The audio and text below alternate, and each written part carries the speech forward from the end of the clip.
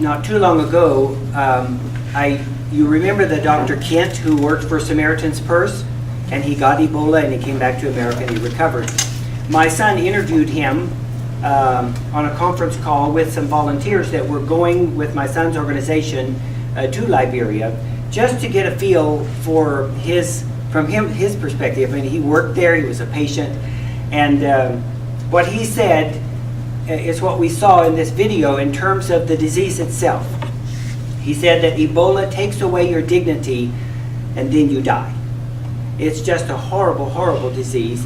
But there are many other diseases that are very similar. Hemorrhagic dengue, you can die pretty much the same way. But Ebola, it has attached with it this this aura of all-consuming, and there's great fear overseas, as well as, I think, here in America as well. My son went to Liberia with a group, a survey team, about 2 months ago, to see what they could do. He works for an organization that is able to send medical supplies all around the world. FedEx often ships their supplies for free to any place in the world, and they also use volunteers, or are able to get volunteers around the world. So they went over to investigate to see how they might be able to help. My son was watching a video similar to this, sitting on his living room floor and weeping, and realized that we are not doing anything about it. We have the capabilities. Why aren't we doing something? So he wrote an email to his new CEO and the chairman of the board, and they said, go for it. And so then he's going for it now. And so they went and they did a survey. They looked all around. Their intention originally, because they knew the medical system was breaking down, thought that let's help carry on with primary care so that other people are getting care. But when they got there, they realized that there was a great need for setting up Ebola treatment centers, and USAID was willing to fund that. And so they have written a grant, and they're going to be given $7 million to set up a center. And I guess USAID, along with the U.S. government, and that is the U.S. government, but the military are also setting up, they're trying to set up one center in every county throughout Liberia. Now, recently, they have not opened yet. They're going to open in 3 or 4 days. They're hearing that the cases of Ebola are decreasing, but there is no real scientific evidence of why that is happening.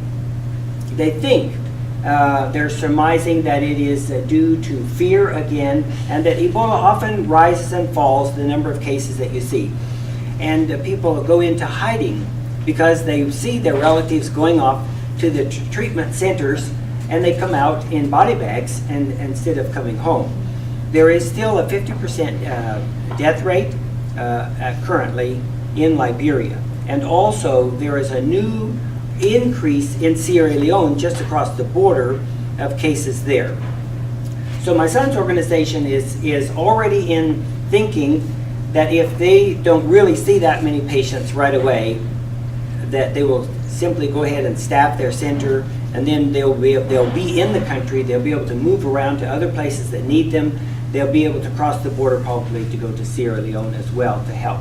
And they're already thinking about the secondary phase of how to help the country recover some semblance of health care in the country, because they have the capabilities of doing that. They have doctors and nurses who would already be on staff, they have medical supplies, and so they're thinking in 2 phases at the moment, but right now mostly concentrating on Ebola. And anyone who goes with his organization, and I think with any organization currently, are going to a very intensive training session. They call it Ebola University, with either the group out of France, Doctors Without Borders, and there are some other groups that you can go and you spend a whole week learning how to put on your garb, your PPE, and take it off properly. That is we nurses, when we go into an isolation unit, or I have seen it myself as an instructor going to see my students in a wound care clinic, they get finished with their patient and they just start ripping off the stuff that they had on. And that may be the very reason those two nurses in Dallas got Ebola. It's because they did not remove their equipment properly. There are certain steps that you have to go through. And that's one thing they're trying to do with Ebola treatment in Liberia, is get people who are willing to follow all the rules. You know, some of us don't like to follow the rules. We like to take shortcuts and we think we can do it better this way or that way. But you cannot do that with Ebola. You must follow, you must take off, and I don't know the whole routine, but you do everything step by step by step every time you put on your garb and when you take off your garb. It's very, very important with Ebola that it is done properly. And I understand that through my friend Judy, that the protocol has been established in many hospitals throughout Ohio, as well as the U.S., of how to do that. Certain people are being trained, and only those people who are being trained will have any contact at all with anybody who is even suspected of having Ebola. Now, I don't know, I didn't realize there would be so many smart people that knew about Ebola coming when I was invited to come here. How much is this whole meeting going to be about Ebola today? Yes, it is. And so there'll be other people speaking as well. Mm-hmm. So you folks probably know more about the whole history of Ebola, but I don't know if you've heard about the zero patient. Have you heard about the zero patient and where they think this new epidemic started from as a 2-year-old child in Guinea? And I think this is a fascinating story because it involves understanding something about the culture of people when we try to help them, even in our own country. They believe that in December of 2013, this 2-year-old boy became ill, and then after he died, they realized that looking at his symptoms and so forth and testing his blood, that he had Ebola. Now, we believe that Ebola comes from animals who are contaminated with the virus, particularly fruit bats, and that the virus does not seem to affect the animal. And fruit bats are quite delicious to eat. I have eaten them myself, and so I know that they're good. But because I've lived overseas, I can just imagine this small boy, his father or grandfather preparing the fruit bat, cutting off the wing, and giving the wing to the child to play with. Because we do that all the time. In fact, I just talked to someone yesterday, I told this story, and they said, oh yeah, we used to help my dad when he killed a deer. He would give us the leg of the deer and we would play with it and so forth. So it's a natural thing, it's just something you do. Probably a little bit of blood on that wing where it had been severed from the body, got in the child somehow, his mouth, his eye or something, and he got Ebola. Well, because of, a mother, grandmother, sisters taking care of the child, they were contaminated, death practices, and that they say about 14 people in that immediate family died, and they can trace it all the way back to December of 2013. And then they assumed that the bats flew from Guinea, who were contaminated, to Liberia, and then other people were contaminated because they love to eat wild meat. And sometimes maybe that's the only meat you can eat is the wild meat. And then other people were contaminated and so forth. But death practices also come into a big play here.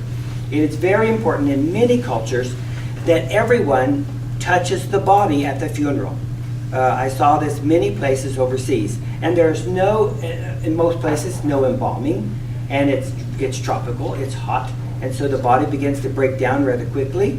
And so in the whole weeping and going by the coffin and maybe takes several days to have a funeral, there are more people going to be contaminated. And then it just spreads and spreads and spreads as people care for one another. And so it's just a huge issue of things that we may not have to contend with in America because we don't necessarily have those same cultural practices, and we have people like you in health departments from very low to very high who can help control all those kinds of issues. I assume that you're aware of how Ebola is spread through all kinds of body fluids, and it is not, as far as I've heard, the very latest, it is not airborne. It is still not airborne. It is just through body fluids, And actually, do you know, have you discussed the R factor in, our epidemiologists probably know about the R factor in spreading disease. The R factor for Ebola is only 2, whereas for influenza, it's like 5 or 6. And meaning that it's, you know, how many people die in America from influenza every year? We forget that when we think about this very exotic disease coming from Africa. And I have a little, somebody wrote an article that I think the very first line in this article is just very interesting. More Americans have been married to Kim Kardashian than have died from Ebola. That's kind of crazy. It was written by a nurse. And she goes on to tell about, I mean, how many Americans have died from Ebola? And so we get all worried, and we should be concerned, we should be prepared, but we should not be panicking.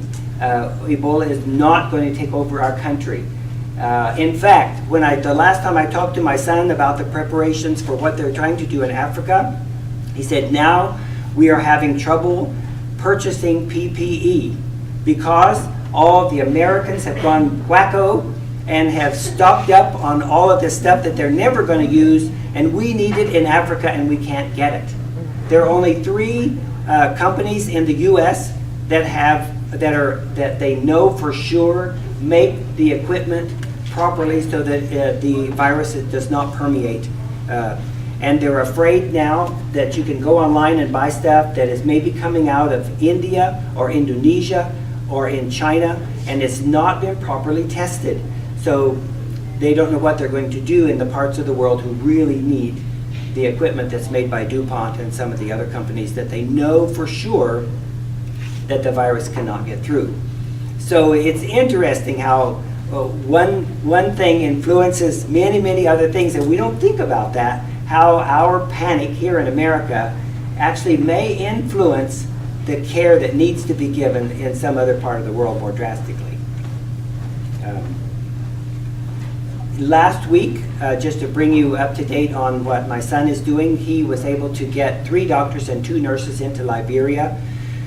Also, where he lives in Kansas City, there are many immigrants who've been there for years, but they're from that part of the world. They live in Kansas City where he lives, and so they've started an organization that is connected with his organization, and they want to get together and give money to help their own country. But also he was able to hire a Liberian man to go back and work with him in his company in Liberia. So he'll know about the country, and he's going to be kind of the quality control guy on the ground. So it's interesting all the contacts that you can make and the connections that begin to come together when you need help and when you're trying to do something for those who are really desperate. Is your son a physician? Or? No, he's not. He is a logistics officer, operations officer for an organization called Heart to Heart. And he's been working with this organization for a long time, getting equipment and medicines and in and out of different countries. There's big earthquakes in the tsunami that happened in Indonesia, earthquakes in China. He's been to Haiti and several other parts of the world taking equipment and supplies. And he is just responsible for organizing it and making sure that everybody gets hired and they get paid. And of course he's hiring people to do all that, but yeah. He's not a physician, but he has a big heart. Yes, sir. Was that organization co-founded by Colonel Bob Marsh? Yes. Yeah, I served with him in Kuwait. Oh, really? Yeah. You read his book? Yes, I have. Phenomenal book. Yeah. My question was, I think, I hope you didn't address it and I missed it. For those that are going over and serving in missions and really having contact with or being in the area, what are the protocols for them? Are we following the CDC, coming back from one of the major airports, and so forth? Or are there other things being done in country, in another country before they come back to the United States? As far as I know, they're going to have to follow whatever CDC says to do, but they are very concerned. And at first, when there was the kind of our governors in the East were saying, hey, let's stop everybody and put them, kind of lock them up for 21 days. His organization were concerned that there would not be people who would apply for these jobs that he's got out there online, or volunteers come forward.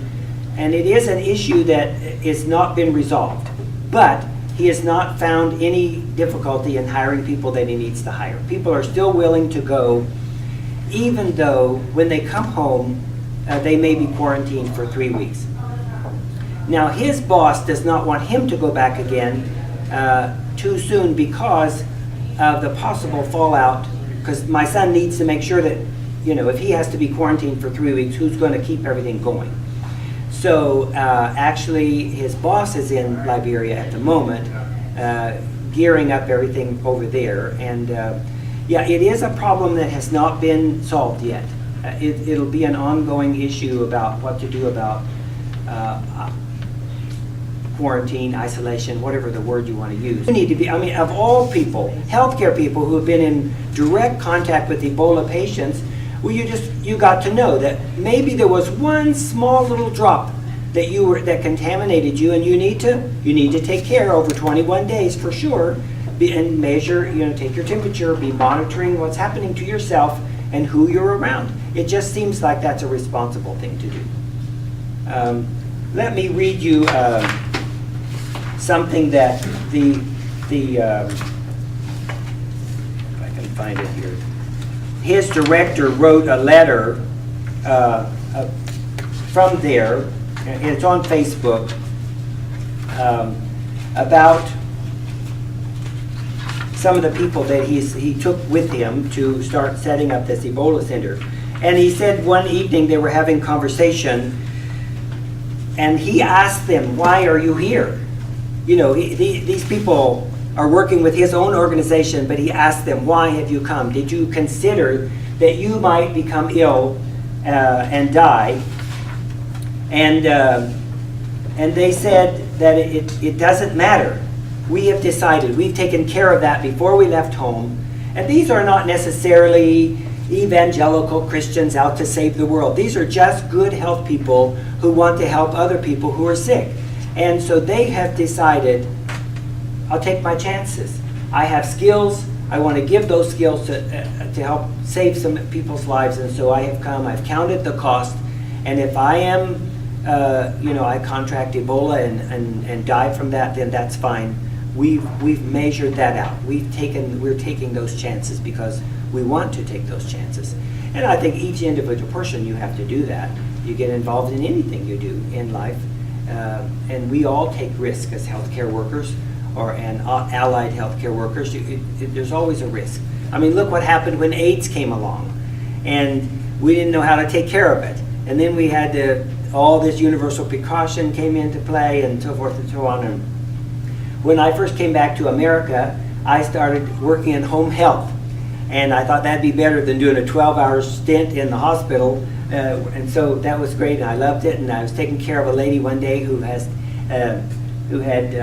diabetes, and I stuck my finger with the little, lancet thing. And I thought, oh my goodness, if I tell somebody, then I'm going to have to go through all this big business of getting blood drawn and on and on. Well, I did, of course, tell somebody because that's my responsibility. And this little old lady, 96 years old, there's no way she had AIDS. And so, but anyway, you go through all this stuff. But that's a risk you take. Taking care of people, you take a risk. And that you yourself can become ill or have an accident or be hurt.